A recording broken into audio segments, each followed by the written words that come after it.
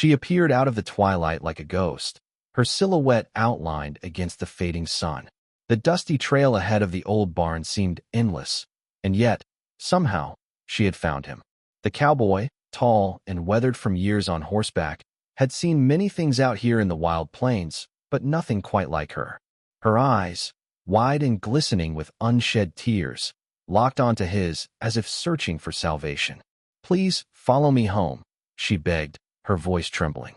The cowboy's hand instinctively hovered near the gun at his side, but he hesitated. There was something in her expression, something more than fear, that made him pause. The wind swept across the plains, carrying with it the faint scent of sage and the distant howl of a coyote.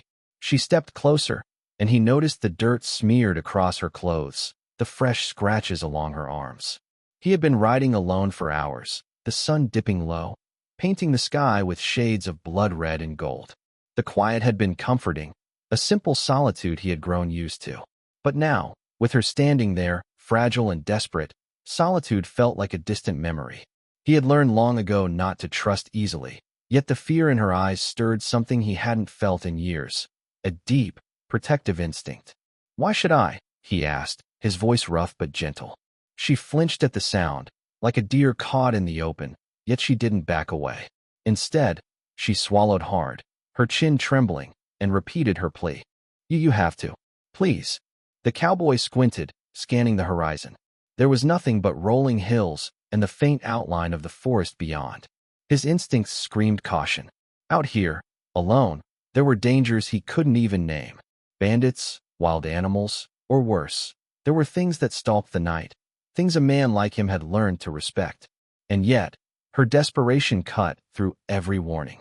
"All right," he finally said, nodding slowly. "But you lead, and I follow. No tricks." Her relief was palpable. She grabbed his hand briefly, a fleeting touch that sent a chill down his spine. They mounted their horses and set off toward the dim line of trees in the distance. The journey was quiet, except for the rhythmic clip-clop of hooves and the occasional rustle of wind through the dry grass. As they rode, he studied her silently. She was young, maybe just barely out of her teens, with hair that caught the last rays of sunlight and eyes that held a story he could not yet read. Her hands trembled slightly, clutching the reins like she was holding on to hope itself. He wondered what had brought her out here alone, why she had risked everything to find him. The forest's edge approached, shadows deepening as the sun disappeared. She slowed her horse, glancing over her shoulder. "It's just past here," she whispered. Her voice carried a mix of fear and urgency that made the cowboy's pulse quicken. He had ridden many trails, faced storms and gunfights, but there was a raw vulnerability here that unsettled him. The path twisted and turned, eventually opening to a clearing where a small, humble cabin stood. Smoke curled from the chimney, suggesting someone was home, yet there was an eerie stillness that seemed almost unnatural. She dismounted quickly and ran to the door, throwing it open. "Come in," she urged, pulling him inside. The cabin was simple, sparsely furnished, but something about it felt off. The air was heavy, like it had been untouched for days, and a cold draft whispered through the cracks in the wooden walls. "What happened here?" he asked, scanning the room. She shook her head, her eyes darting toward the corner. "You'll see, but not yet. I need you to trust me." He lowered himself onto a worn chair, his hand still hovering near his gun, a habit he could not shake.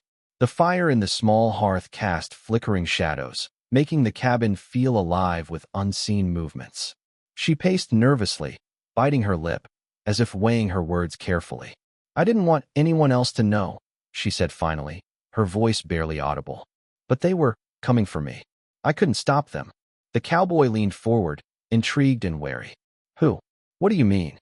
Before she could answer, there was a sudden sound, a creak from the floorboards outside.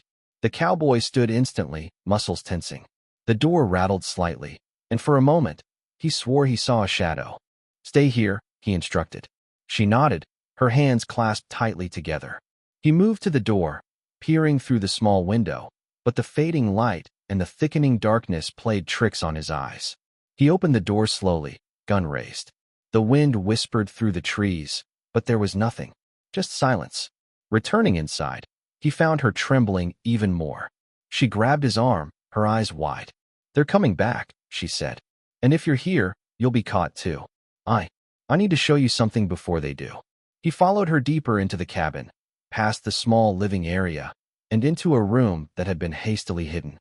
She lifted a tattered cloth, revealing a trapdoor. The smell that wafted up was sharp, metallic, and oddly familiar. He froze. What is this? She swallowed hard. Down there, you'll understand. Reluctantly, he followed her down the narrow steps. The room below was small, dimly lit by a single lantern. At first, he saw nothing, but then the shapes became clear. Crates, boxes, and something else. Something alive. The cowboy's heart sank.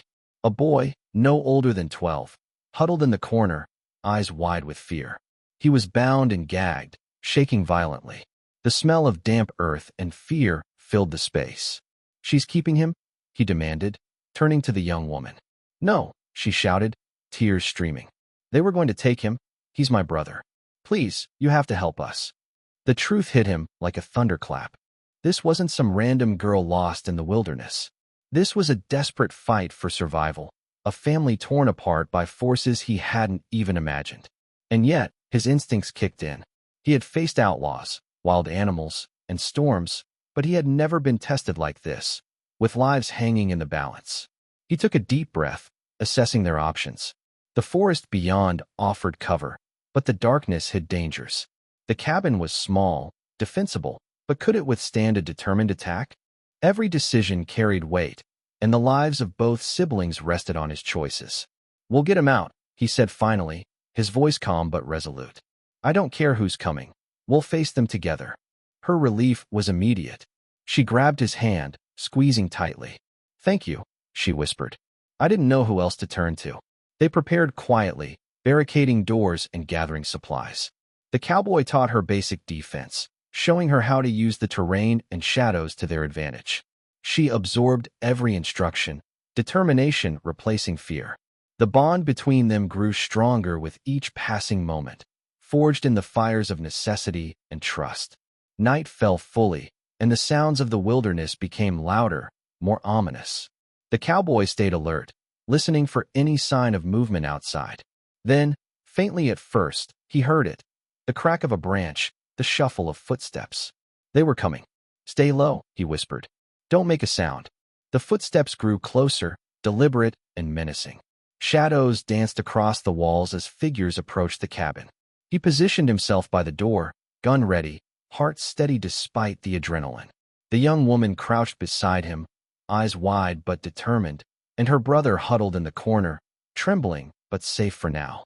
The first figure appeared in the doorway, a man, tall, cruel eyes glinting in the lantern light. He sneered, stepping inside. The cowboy didn't hesitate. A swift movement, a warning shot that cracked against the wall, and the man froze. Others followed, and chaos erupted. Gunfire echoed, shouts pierced the night, and the cowboy moved with precision, covering the siblings and creating an escape path. They ran through the back, slipping into the dense forest where darkness became their ally. Branches tore at their clothes, roots threatened to trip them, but they pushed forward, driven by survival and the knowledge that turning back was not an option. Hours passed, or maybe minutes. Time lost meaning in the adrenaline-fueled escape. Eventually, they reached a safe distance, the cabin now just a shadow in the moonlight behind them. Breathing heavily, the cowboy stopped, scanning the horizon. The siblings looked at him with awe and